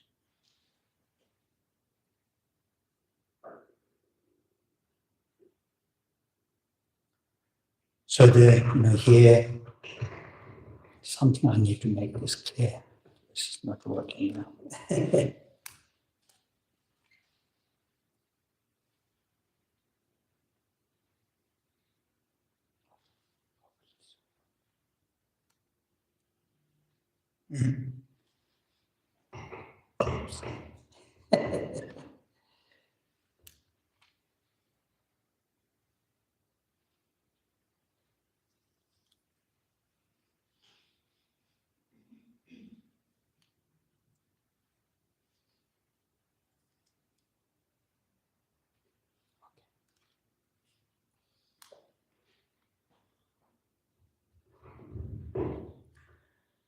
Oh yeah. So we are talking about mistaken and unmistaken in Tibetan Geshe and Madhureshava, mistaken Geshe, Purva, so mistaken. Particularly at the mental level, out of the two groups, sense consciousnesses and the mental consciousness. I've given it one example, due to having the poor sense consciousnesses, the information that we get from the sense consciousnesses, from the shapes and the colors, our sense consciousnesses cannot see, cannot perceive all the details of the material there, and it gives us an impression to our, the mental consciousness. It is some kind of, the whole, not seeing the many different building blocks or parts, only see the whole. And the mental consciousness get that information, then we think about it is a whole. In reality, comes from many different bits. Mm-hmm. The other thing that I've given an example is, that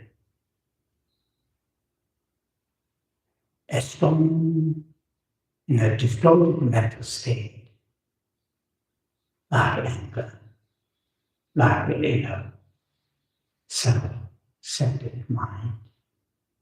When that kind of dominated mental state arises or abides, then following mental states are very much colored or influenced by that previous mind. And according to the Buddhist understanding, many of us, not just many of us, in fact, all the unenlightened living beings or human beings, one of the dominating mental state is called self-grasping. So once the self-grasping is in a very strong operation, the follow-up mental states are very much colored by that. So these are called Geshe, what's called mistaken mental states. Mistaken mental states. Now then there's another one which I want to briefly touch on before we break to have a brief question. In Tibetan it is called Lokshe.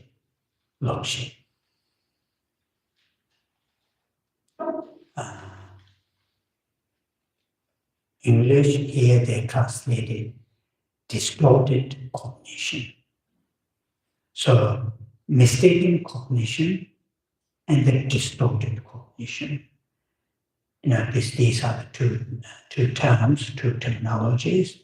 They translate for the Tibetan term is Khensur, which they translated as a mistaken. Lokshe, they translated as a distorted. Both are mistaken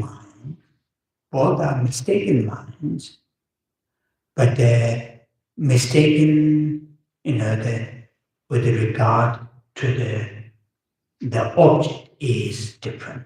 Do you remember earlier? There are two kinds of object that we introduce. Appearing object and engaged object. The cognitions which are mistaken with regard to the engaged object, then those cognitions are called in Tibetan Lokshe, and here they translate it as a distorted mental state. Distorted mental states.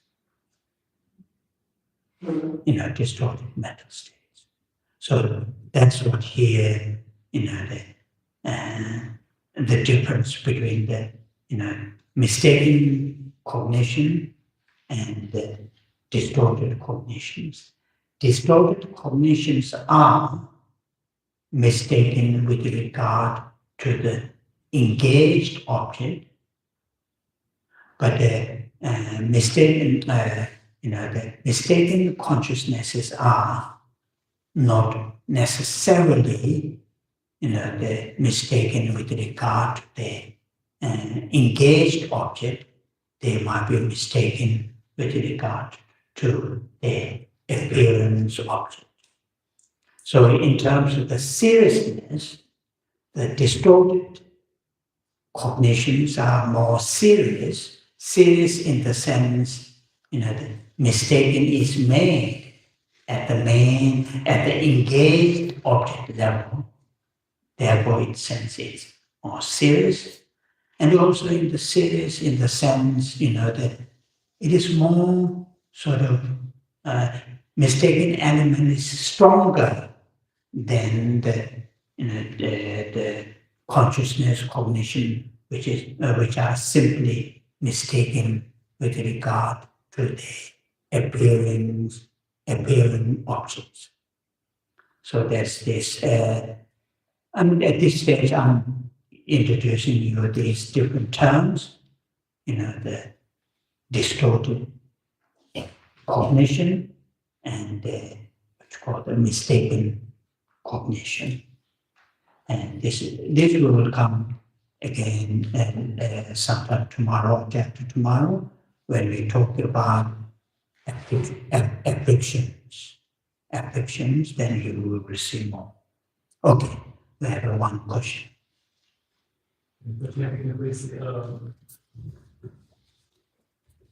Rinpoche, can you please clarify what you mean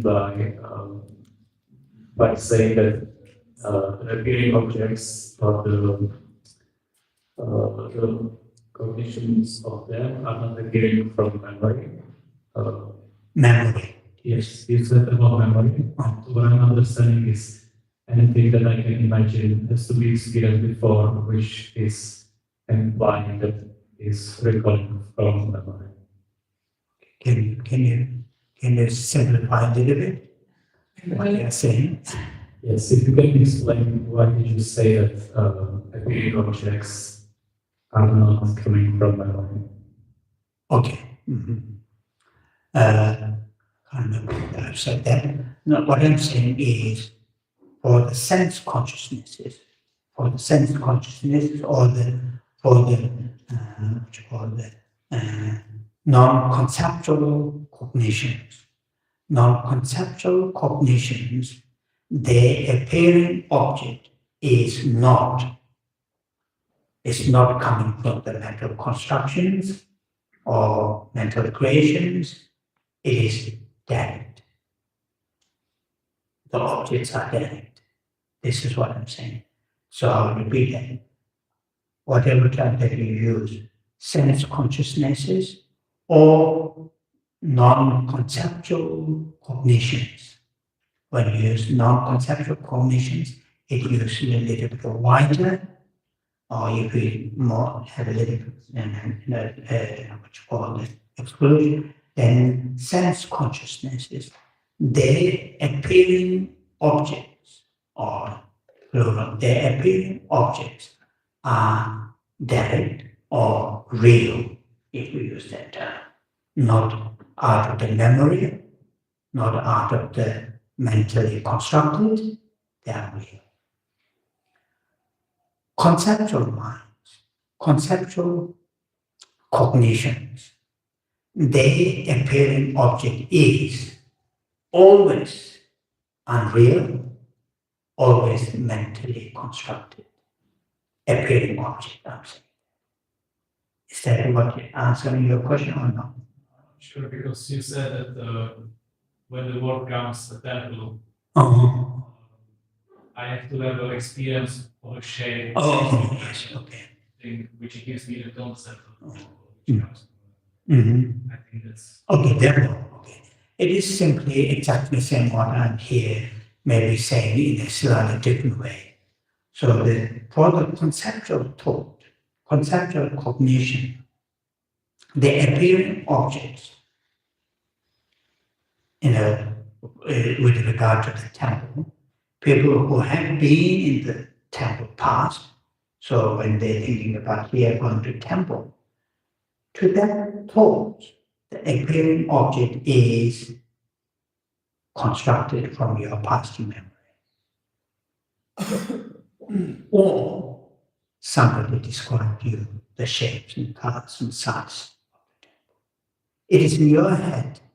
You are constructing, but it is possible from your past memory that you remember, or somebody describes you, or even if you, but simply you have there's a temple, important temple. I want to go, but still in your head there is a temple, but that's not real temple. That is mentally constructed. Is that I asking? Okay, I hope it give you some answer. Yeah, one question. I just need further clarification on that. So when we think of the temple, the mental perspective image, and that is the appearing object, the conceptual mind. When we go to the site, see the temple, our senses perceive it or recognize it, then it becomes an engaging object for the conceptual mind. So not the real temple, but still to the conceptual mind, the real temple that when you see it is seen by your sense consciousness, not by the thought. No, but what conceptual mind will give you, that going through this, you reach there to the right place. Then through that image, then that your mind thought, oh, this is temple. That is the engaged object. That's a real temple. But still it is in your thought. It is the engaged object, main object. Okay, so just a little bit on that. So we say the senses can be mistaken of the appearing objects. It sees them together, it doesn't see them apart. Like there can be mistakes by the senses. So if the conceptual mind is engaging with the object through the senses, that is not accurate either then. No. So it's still, but we use the word Engaged? non-deceptive. Non-deceptive. Okay.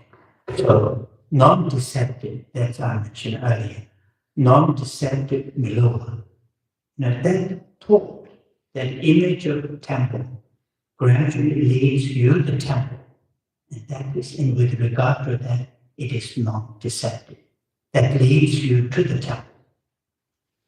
Your goal is going to the temple, and you construct it in your head, your thought that leads to the temple. And that, with regard to that, it is not deceptive. It has not let you down. Take you to the temple, actual temple. Okay, it is not deceptive in that sense, but it can also be mistaken because it's through the five senses. It is not mistaken with, it is mistaken with regard to the appearance object, because it is constructed as a real temple, but it is not deceptive, but when you got to the right temple. So with that, it's not deceptive at all. Thank you. Okay. So non-deceptive to the lungs. Does the object need to be real or can it image, like a photograph? Which Photograph of the temple. And then your sense, it's a sense object because you look at the photograph, but not at the original object. Yes. When you look at the photograph of temple, you're asking that, yeah? So your sound eye consciousness is simply looking at the image of the temple, not the real temple. But that image is real, isn't it? Not the real temple, but image itself is real. Do you understand? So now your question, to follow that, what is your question? What if the image is Photoshop? Yeah, it is. That's true. And it doesn't reflect the reality of the actual temple. It has a information of the real temple, but it's not real temple, isn't it? It is the image of the temple. So is it then a mental construction? Yeah, and not really a matter of construction in that sense. It is what your side sees, perceives the temple, image of the temple.